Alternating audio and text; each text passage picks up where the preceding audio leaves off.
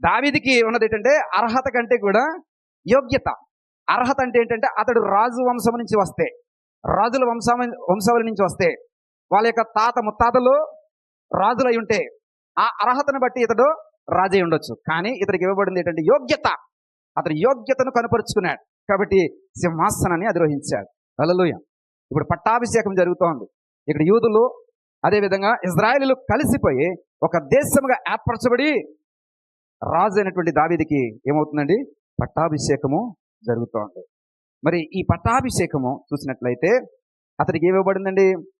జ్యేష్ఠత్వం ఇవ్వబడింది, సింహాసనం ఇవ్వబడింది, కానీ దేవుని యొక్క మందిరము కట్టేటువంటి అర్హత ఇవ్వబడలేదు. ఈ మాటలు 2వ సమయాల గ్రంథం 7వ అధ్యాయం 1 నుంచి 17వ వచనం వరకు రికార్డ్ చేయబడి ఉంటాయి. అంటే అతనికి మందిరము కట్టేటువంటి ధన్యత దేవుడు ఇవ్వలేదు, యోగ్యత ఇవ్వలేదు, అర్హత అసలు లేదు. అర్హత అసలు లేదు, యోగ్యత కొన్ని సంపాదించుకున్నాడు. యోగ్యత అంటే దేనికి? సింహాసనము అధిరోహించడానికి యోగ్యతను సంపాదించుకున్నాడు, కానీ మందిరమును కట్టడానికి యోగ్యతను సంపాదించుకోలేదు. కొన్ని అర్హత ఉందా? ఏదైనా యాజకత్వపు వంశావళి ఉందా? అది లేదు. కాబట్టి యోగ్యత దేనికి లేదండి? మందిరము కట్టడానికి యోగ్యత లేదు, రెండవది అర్హత కూడా లేదు.